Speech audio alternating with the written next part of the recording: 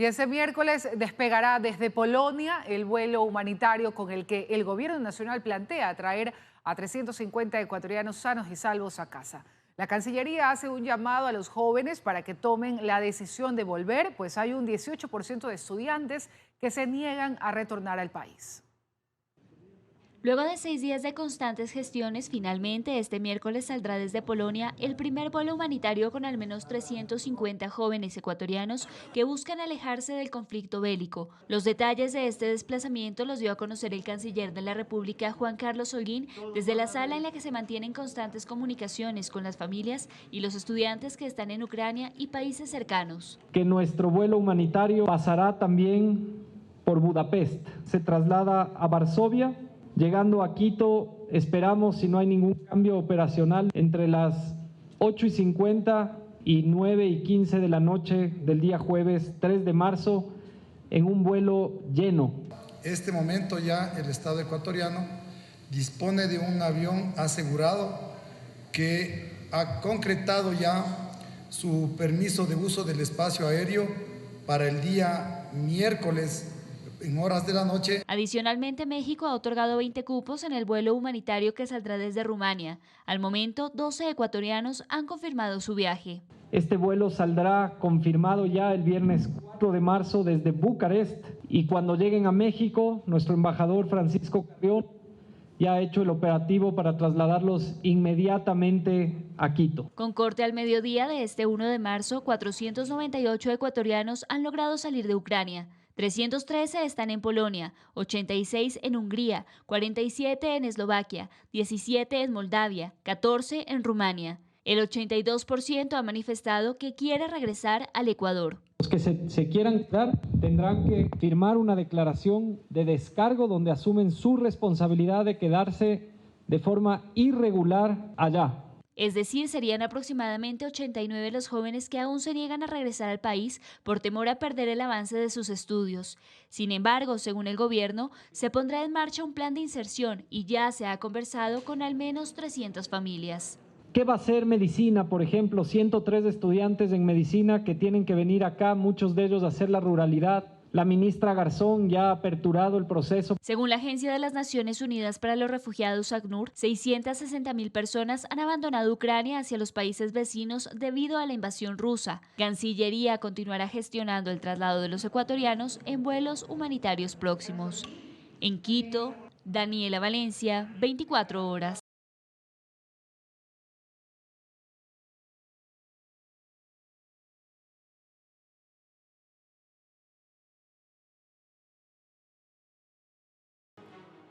Y ahora vamos con noticias nacionales. 4 muertos y varios heridos deja un accidente de tránsito en la vía Guayaquil-Salinas. Nos vamos a enlazar con Vanessa Robles, quien se encuentra en el lugar en donde se originó este siniestro. Adelante, Vanessa.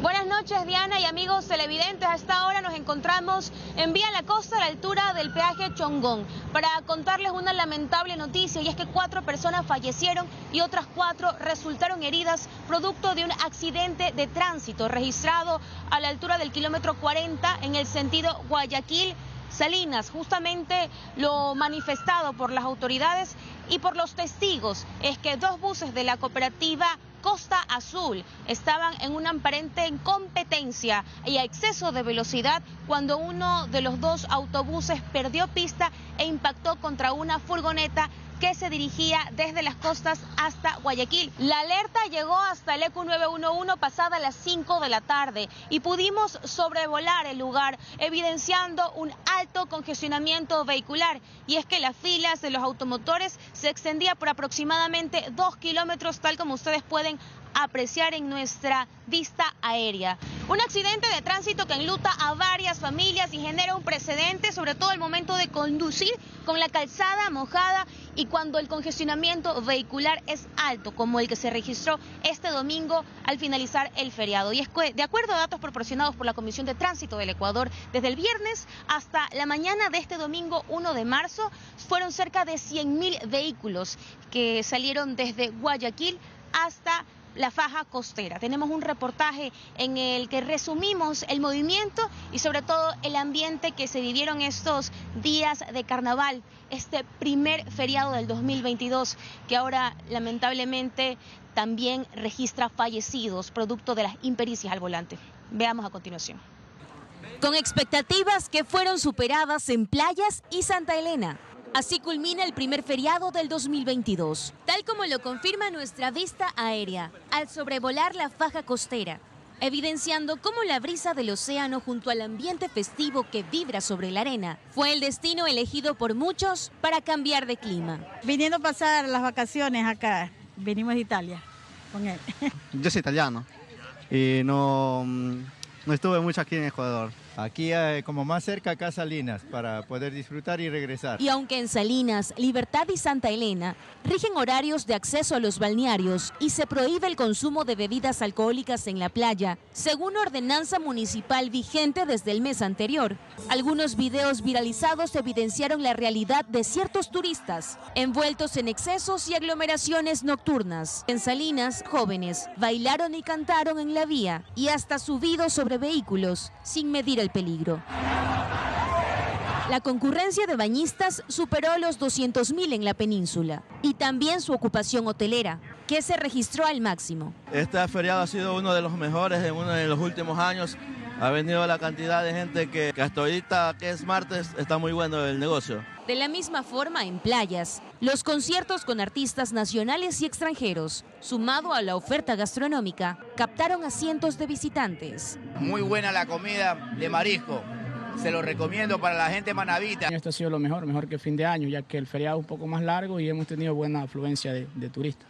Un promedio de 100.000 vehículos salieron a las playas desde Guayaquil en este primer feriado sin restricciones de aforo, tras 2 años de pandemia, catalogado para el sector turístico como el inicio de días mejores.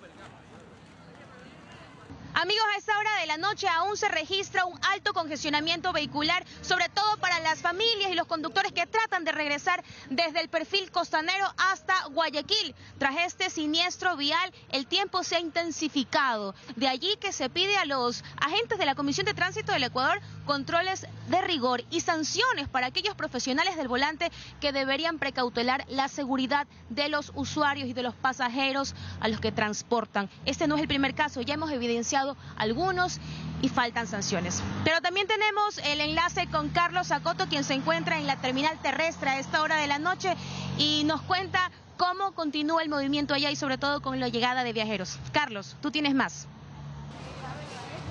Sí, ¿qué tal, Vanessa, amigos? Muy buenas noches. Tenemos excelentes noticias y es que en este feriado de carnaval se han superado todas las expectativas.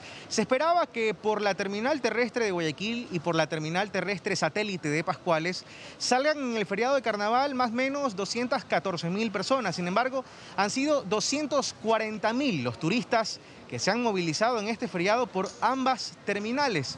El día en que más movimiento hubo, más salida de turistas hubo, fue el pasado sábado 26 de febrero, donde solo aquí en la terminal terrestre salieron 56.000 turistas, mientras que en la terminal terrestre de Pascuales fueron 11.000 los turistas que se movilizaron. Se han superado todas las expectativas, como decíamos, y hay una gran diferencia con el movimiento que hubo en 2021, cuando en el feriado todavía existían algunas restricciones. Ahí se movilizaron 206.000 personas. Ahora, como decíamos, han sido 240.000.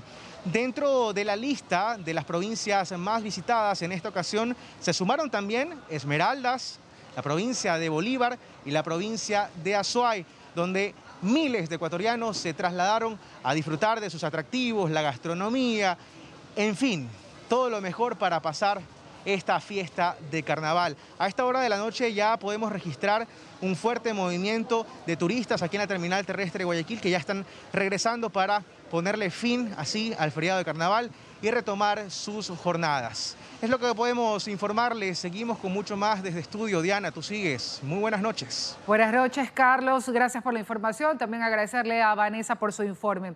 Y quienes no salieron de Guayaquil también disfrutaron del feriado de carnaval con un estilo más popular. Las piscinas inflables y los parques acuáticos fueron las principales distracciones. La emoción que transmitían al compartir entre primos llamó la atención de nuestra cámara. Así vivió el feriado la familia González, que aunque prefirió no viajar, se sumó a las decenas de hogares que en el suburbio de Guayaquil sacaron sus piscinas para disfrutar de este puente festivo. Claro, con esta gente locas ahí. No decidimos salir un poquito a hacer turismo, pero nos encontramos aquí en familias, primos, familiares. Y como el municipio autorizó el uso de piscinas armables o inflables, siempre y cuando no obstaculicen el tránsito vehicular, las escenas se repitieron en otros barrios populares como en la 17 y Letamendi, 25 y Maldonado, y en las casas colectivas de Gómez Rendón y José Mascote. Nos fuimos a la playa por el aglomeramiento de las personas y todo, y seguimos acá. Y aquí nos estamos bañando así entre familias nomás. Los parques acuáticos también formaron parte de las actividades recreativas escogidas. Los más pequeños lucieron sus trajes de baño, improvisando juegos en el agua. El Parque Lineal San Eduardo, conocido como el Parque de las Piletas, también abrió sus puertas para este feriado. Los niños son los más felices. Me gusta jugar carnaval. ¡Que viva carnaval! ¡Que viva! Más al sur, en la playita del Guasmo, los moradores del sector perdieron el miedo y se sumergieron en la tendencia festiva. Porque no hay para irse a playa, pues, la crisis. Trabajo, ya, pues una vez que otra, más que sea disfrutar con la familia. Todo un ambiente festivo que entre anilina, pistolas de agua y juegos de espuma evoca la celebración de un feriado que no se sentía desde antes de la pandemia. Vanessa Robles, 24 horas. Mientras tanto, en Quito, decenas de eventos culturales y artísticos se desarrollaron durante el feriado. El Centro Histórico y Amaguaña fueron dos de los sitios que recibieron a más visitantes. El curso de carnaval se tomó el Centro Histórico de Quito. Delegaciones estudiantiles y grupos de danza fueron parte de este evento que concentró a miles de personas. En que todos estuvimos encerrados, creo que nos merecemos ya disfrutar de a poco del carnaval, pero todo con las medidas de bioseguridad. El recorrido llegó a varias plazas del casco colonial para encender la fiesta con música y baile. Los asistentes aprovecharon incluso para jugar con espuma de carnaval. Muy bonito ver que se celebra sanamente el carnaval, las festividades en el centro y ya aquí haciendo turístico nacional. Muy emocionados, amamos a Quito, amamos las tradiciones, ¡que vive el carnaval! Carnavaleando por el Mundo fue otro de los eventos que atrajo a los capitalinos. En estas activaciones que se realizaron en el Yacu Parque Museo del Agua, disfrutaron de presentaciones artísticas y culturales. La fiesta de carnaval, que es una fiesta muy alegre, nos une a todos como personas. El carnaval de Amaguaña recibió también a miles de personas el fin de semana. Agua, huevos, espuma, anilina y más fueron parte de los juegos. Soldados caídos. Allí el tradicional desfile concentró al menos 20 delegaciones. Todos estamos muy divertidos, todo sano, tranquilo, con la diversión de la familia. Aprovechando esto un poco, saliendo, distrayéndonos un poco. Grupos de la tercera edad, jóvenes y niños se presentaron en diversos escenarios. Chivas recorrieron las plazas del norte de la capital y por la noche el Carnaval Globo encendió aún más la celebración. Esta es la manera como se debe disfrutar y cómo se debe amenizar las fiestas de carnaval. Excelente. Es algo también que nos recuerda a nosotros como ecuatorianos.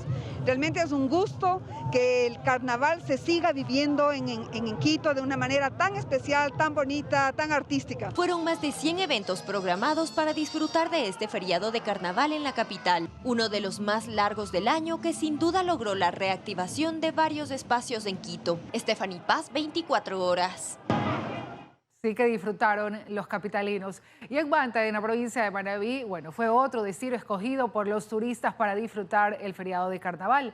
Música, baile y hasta show de drones deleitaron a los visitantes durante los días de asueto.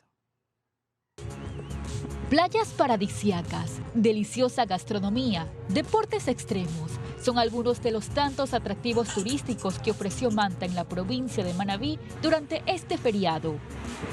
Balnearios y restaurantes lucían llenos de turistas nacionales e internacionales que escogieron esta ciudad como destino por la siguiente razón. El clima y esta hermosa caída del sol a esta hora, lindísimo. La Policía Nacional y los agentes de control municipales brindaron seguridad a los visitantes en este feriado, en el cual no se reportó ninguna novedad. Al caer la noche, la diversión continuaba con música, baile y desfiles. pero sobre todo con mucha espuma carnavalera. Disfrutándolo bien, le agradecemos al alcalde de Manta por hacer lo posible lo que está haciendo, que viva Manta. Incluso el cielo se iluminó de varias formas y colores. Los shows de drones y fuegos artificiales deleitaron a todos los turistas en este feriado tan anhelado. María de los Ángeles Rendón, 24 horas. Y cambiamos de tema, continuamos contándoles acerca de los estragos del fuerte invierno que azota la provincia de Pichincha. En el kilómetro 38 de la vía Loac-Santo Domingo se registró un hundimiento de la calzada. En esta vía se reportaron 52 deslizamientos de tierra durante el feriado. Así quedó la carretera en el kilómetro 38 de la vía Loac-Santo Domingo. 2 de los 4 carriles resultaron afectados tras el hundimiento de la calzada. Son en total alrededor de 40 metros, ¿no? en longitud. Y adicional a eso son los 10 metros de la calzada que se perdieron en los 2 carriles. Trabajadores del gobierno provincial de Pichincha estabilizaron el talud. Sin embargo, realizan monitoreos constantes para verificar que no existan nuevos hundimientos o fisuras. No ha habido ningún cambio, no tenemos evidencia alguna de una nueva fisuración, de un nuevo esquema de deslizamientos, así que hemos mantenido la circulación normalmente. Este tramo está habilitado con un carril en cada sentido y hay alrededor de 4 metros de vía de protección. Sin embargo, ya se analizan las opciones para recuperar la vía que se derrumbó. Una solución ya a futuro, digamos, mirando para recuperar esos 2 carriles que se perdieron. Solo en el tramo a Loac Unión del Toachi se registraron 52 deslizamientos de tierra durante el feriado. Una cuadrilla trabajó permanentemente para mantener habilitada esta vía. Asimismo, para precautelar la seguridad de los turistas que decidieron salir de la provincia y utilizar esta ruta, se dispuso de 6 puestos de auxilio para atención inmediata en caso de ocurrir algún incidente. Están integrados por personal de prefectura, cada puesto cuenta con grúas, con maquinaria y en 2 tramos específicos está con ambulancias para activarnos ante cualquier emergencia que se suscite en esta vía, sea de derrumbes para hacer la limpieza inmediata de la calzada y mantener habilitada la vía en todo momento. La Loac-Santo Domingo es la principal vía de conexión de Quito con la costa. A comparación de otros años durante el feriado de carnaval, las autoridades registraron una disminución de la carga vehicular en esta carretera, por la que normalmente transitan alrededor de 20.000 vehículos en días de asueto. Con cámara de Carlos Coyahuaso, Stephanie Paz, 24 horas. Seguimos, amigos. La Comisión de Desarrollo Económico abocó conocimiento del proyecto de ley de inversiones con el carácter de económico urgente. La Asamblea tiene un plazo de 30 días para aprobar, negar o modificar el proyecto. A pesar de tener el carácter económico urgente, 7 días después de que el presidente Guillermo Lasso remitió el proyecto de ley de inversiones a la Asamblea Nacional, este martes en horas de la tarde la Comisión de Desarrollo Económico abocó conocimiento de dicho documento. Ahora dispone de 10 días para elaborar el informe para primer debate en el Pleno. El Legislativo, 30 días para procesar la norma. Esta es una ley que transforma profundamente al sistema económico del país, a la forma como está estructurado e institucionalizado el país. Y esto requiere de mucho análisis. Además de reconocer el gran reto que asume esta comisión con el tratamiento de este proyecto de ley, la discusión se centró en las pugnas y roces que atraviesa la Asamblea Nacional. En el anterior proyecto de ley hubo desfases, no se cumplieron los procesos y esperemos que este proyecto de ley no pase por el Ministerio de la Ley. Efectivamente, nosotros como legisladores somos responsables. Sabiendo que esta semana no va a ser una semana fácil para la Asamblea y que ya se ha anunciado, por ejemplo, que no va a haber pleno. Entonces nosotros en esta comisión debemos buscar la manera de aislarnos, no del país, pero sí de los problemas que coyunturalmente está atravesando la institución de la Asamblea. Esto ocurrió un día después de que el Consejo de Administración Legislativa CAL, en una sesión virtual, calificó a trámite el proyecto de ley con los votos de la presidenta Guadalupe Llori, la segunda vicepresidenta Yesenia Guamaní y de los vocales del organismo Joana Moreira y Natalie Arias. La sesión se dio a pesar de las ausencias del primer vicepresidente Virgilio Saquicela y los vocales Darwin Pereira y Ronnie Aliaga, quienes argumentaron que la sesión debía desarrollarse de forma presencial. Con Con esta ley, el gobierno busca atraer 30.000 billones en inversiones privadas y crear 2 millones de empleos hasta 2025. La Asamblea deberá pronunciarse dentro del plazo legal de 30 días. Caso contrario, al igual que el anterior proyecto económico urgente del Ejecutivo, esto podría ser aprobado por el Ministerio de la Ley. En Quito, Daniela Valencia, 24 horas. Operaciones controladas por agentes del FBI habrían permitido destapar la corrupción que operaba desde la Presidencia de la República, Contraloría y Petroecuador, en el que más tarde se conoció como el caso Las Torres. A continuación les informamos acerca de las acciones encubiertas que involucran a altos funcionarios públicos en una trama de sobornos. Vamos con Fausto. Gracias, amigos, buenas noches. Fueron cerca de 3 meses de grabaciones, entregas de dinero en efectivo y lujosas compras vigiladas y controladas por agentes del FBI en Estados Unidos, evidenciando así una práctica común, supuestamente gestada desde las altas esferas del poder público de Ecuador. La empresa investigada por pagos indebidos decidió colaborar con la justicia de Estados Unidos y pasó a ser el anzuelo que en Ecuador lo mordieron. Uno de los testigos nos contó parte de esta operación. La evidencia que consta en el expediente del caso Las Torres podría ser demoledora, al menos para los principales procesados por supuesta delincuencia organizada. Hablamos del grupo de exfuncionarios de Contraloría, Petroecuador y la Presidencia de la República que se involucraron en la trama exigiendo dinero a la empresa No Limit. No obstante, en 2019 el FBI lo registró todo. La empresa colaboró. Todo esto forma parte de la asistencia penal internacional de Estados Unidos. No Limit había caído en una dinámica que la sabemos frecuente en el sector público en Ecuador. José Luis de la Paz, accionista de la empresa, reveló en su testimonio que ya en 2017 Esteban Celi, hermano del Contralor General del Estado, le ofrecía solución a los problemas. Contraloría le seguía y cuenta que ahí es cuando empezaron los pagos, algunos pagos en efectivo, que yo personalmente lo entregaba a él, y adicionalmente hubo una transferencia que fue revisada por el gobierno de Estados Unidos, que es de $110,000. Pero ¿se concretó esa ayuda? De la Paz respondió: al final del día se desvaneció el informe con indicios de responsabilidad penal y después de unos meses también se desvanecieron las glosas. La historia dio un giro en abril del 2019. Investigados por estos pagos en Estados Unidos, los empresarios optaron por denunciar. Los directivos de No Limit aceptaron una reunión convocada por Petroecuador. La extorsión quedó grabada en un departamento de propiedad de Pablo Flores, en este edificio en Quito. La reunión fue con el señor Roberto Barrera y con el señor José Raúl de la Torre.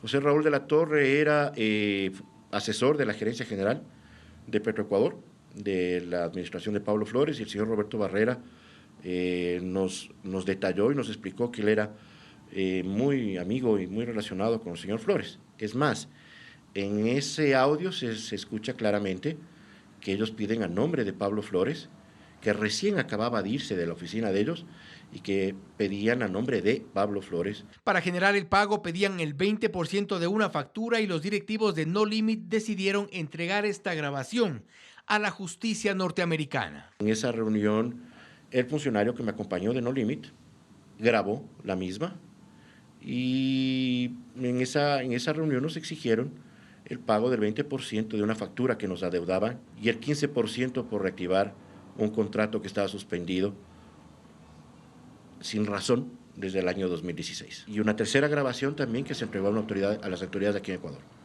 donde se solicitaba básicamente lo mismo, dinero.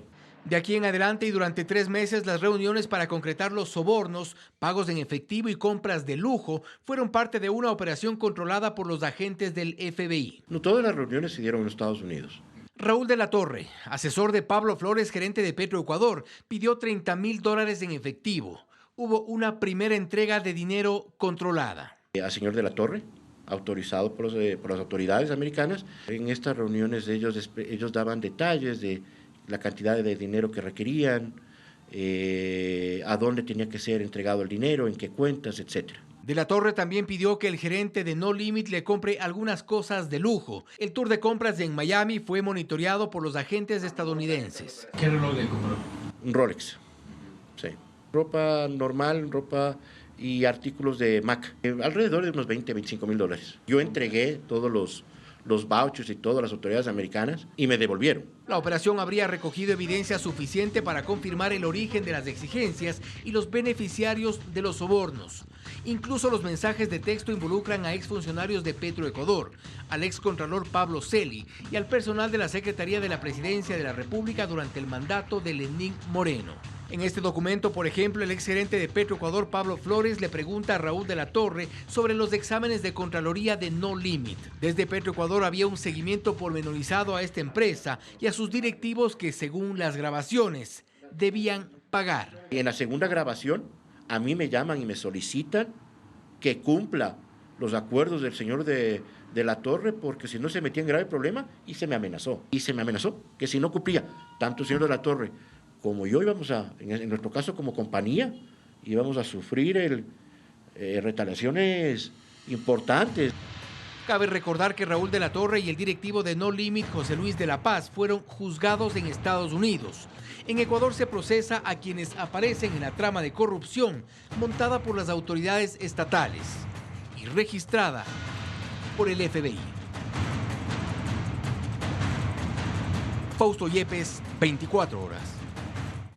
Y en una nueva entrega les contaremos detalles de estas conversaciones que, según Fiscalía, no dejan dudas en el tipo de organización que operaba detrás de instituciones del poder, como Petroecuador y la Contraloría General del Estado, por ejemplo. Y sí, es el caso Las Torres, que mantiene en prisión al excontralor general del Estado y a exdirectivos de Petroecuador.